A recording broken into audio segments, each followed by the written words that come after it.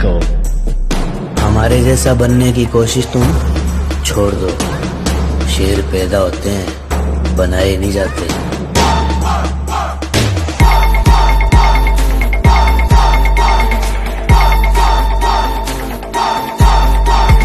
Simple सी बात है, लोगों को अगर डरा कर रखो तो वो डरते हैं, वरना अगर यूं ही छोड़ दो तो 150 ग्राम के लौंडे भी घर आकर मारने की बात करते हैं।